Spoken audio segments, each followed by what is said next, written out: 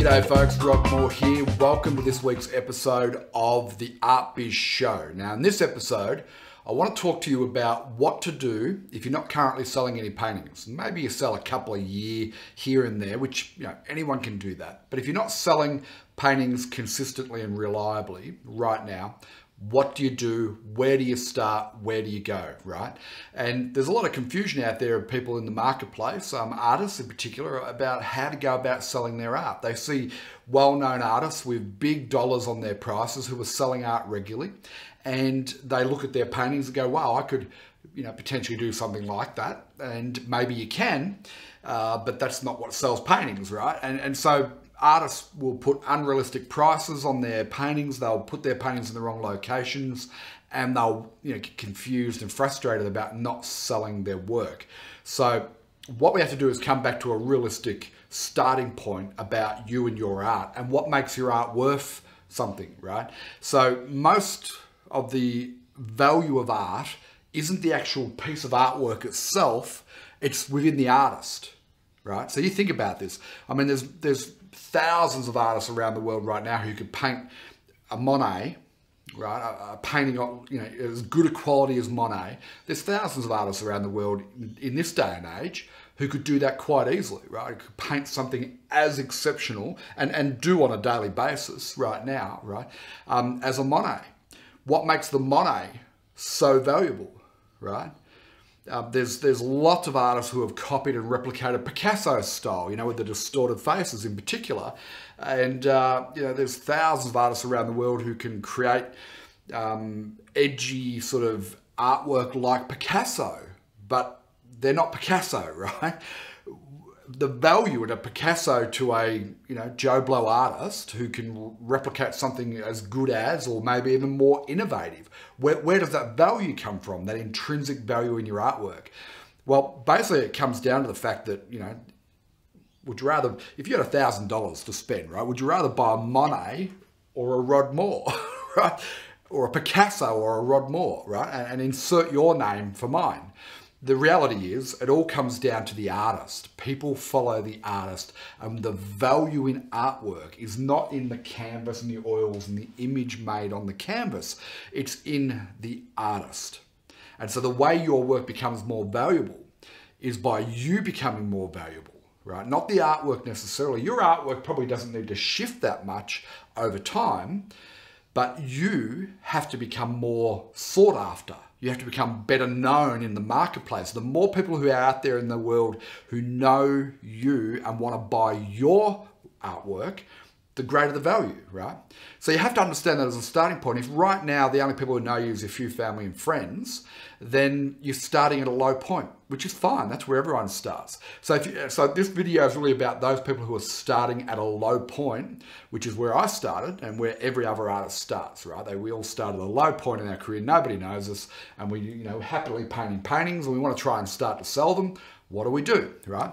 So the best strategy that I know of is that you find a marketplace that people go to on a regular basis to buy artwork, right? So you're going to find a marketplace where people go to buy artwork.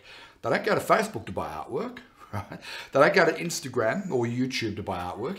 Now, that's not to say that somebody might see your work on Facebook and want to buy it, but the people going to Facebook or Instagram or YouTube or Twitter aren't going there each day because they're looking for a piece of artwork to buy. So we need to find a marketplace where people are going to buy artwork on a daily basis, right?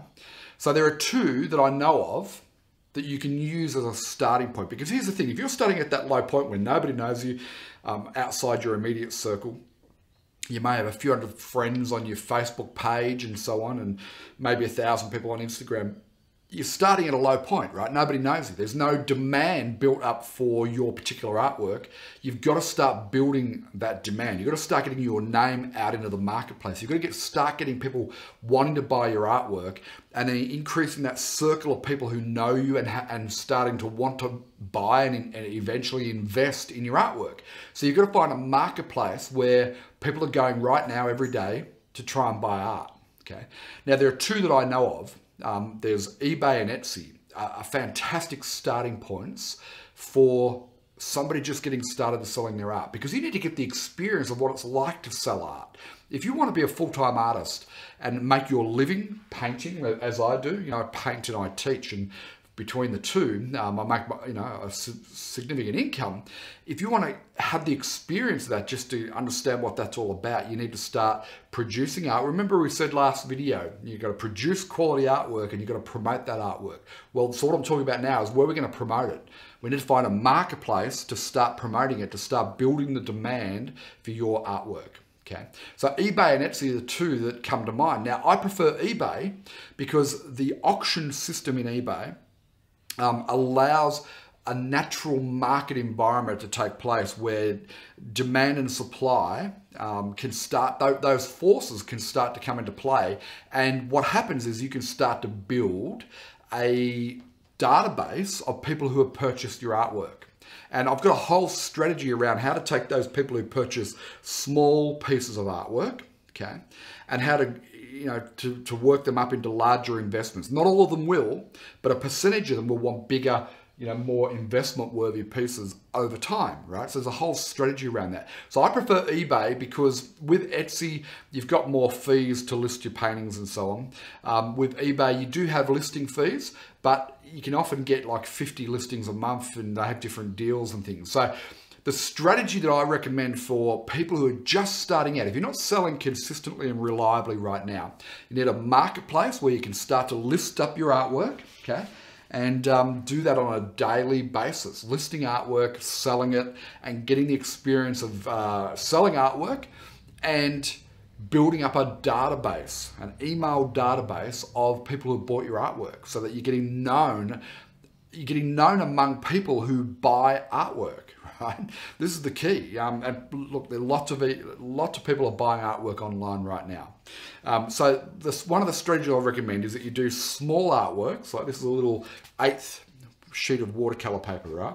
Little study, and you list it at 99 cents auction, right? And no reserve auction, and you allow market forces to bid that painting up. Now, initially, when you start out, you're going to be giving lots of them away for basically nothing. But don't think of it that way, because what you're doing is you're building a relationship with a new buyer, right? And a lot of those buyers will buy more. I've had people on eBay who have bought 20 or 30 pieces of artwork, and over time, as they've become more popular on there, other people have started to bid and the prices have gone up and up, right? So you will give a lot of them away, but you'll also start to get the experience of what it's like to be a full-time working artist, producing artwork, selling it, packaging it, putting it in the post, and then building a relationship with those buyers. Because here's what most artists do. They sell a piece of artwork, never talk to the buyer again, right? That's a huge mistake. We want to use small pieces of artwork, and the beauty of doing it like this, right? I wouldn't do any bigger than that, but the beauty of doing it like this, that can go into a postal tube and you can post it anywhere in the world without any fuss, right?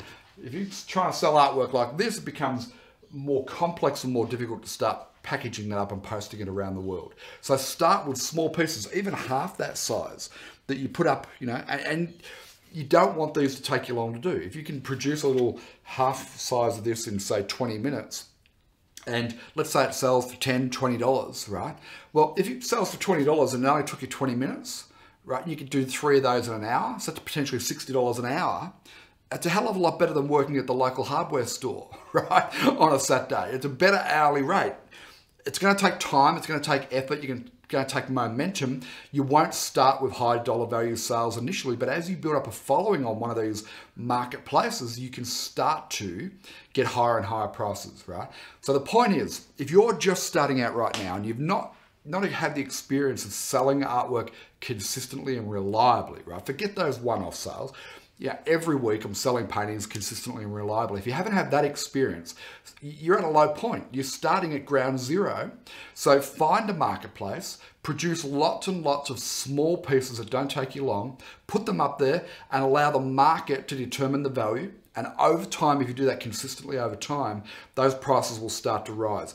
But ignore how much you're selling them for, because where the value is in this, the value is in the relationship with those people who've found out about you and your artwork. New buyers, right? Because your career as an artist is going to be built on relationships with people you don't know right now, right? Your family and friends aren't going to buy enough artwork to keep you, earning a decent income. So it's going to be all strangers out there, and you need a strategy right now to start to build relationships with those strangers, to make them aware of your artwork, right? Now, here's what happens. Somebody on eBay, they buy this little painting. Let's say they paid $5 for it, right? Because there's a couple of people bidding and it sells for $5. I post it off to them, and let's say they're in, America, California, right?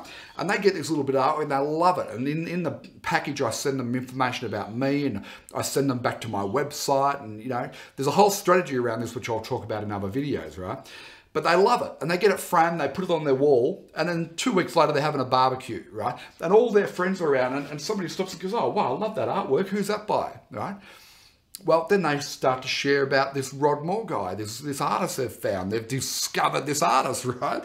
And that friend goes home and looks on the website, and they find you, right? And this is what it's all about, is getting works on walls out in as many places as you possibly can. So the strategy is, if you're not selling artwork right now and you're starting at a low base, right, ground zero, you need to find a marketplace. You need to do lots of small artworks, put them up there, allow the market to determine their value, okay, and get lots of artworks out in the marketplace so that you can build relationships with buyers. Never let those buyers forget you. Bring them into your world and build a relationship with them, because the more works you have out on walls out in the market, the better your career is going to become, because all of a sudden now you start to get known. People start to talk about you. You've got work out in the marketplace and your reputation is starting to grow. And that's the key, right? The difference between a Rod Moore and a Monet or a Picasso is how many people in the world know that artist and love that artist and want to buy that artist's work, right? Monet is worth $100 million because all the world wants to own a Monet. Not all the world wants to own me or you right now, right? So we need to build that. It's all about getting known. You need a strategy for that. You need to find a marketplace and start to sell on a regular basis and building the network of people out there who know you. Hope that helps. This has been the Art Biz Show, and I'll talk to you soon. Cheers.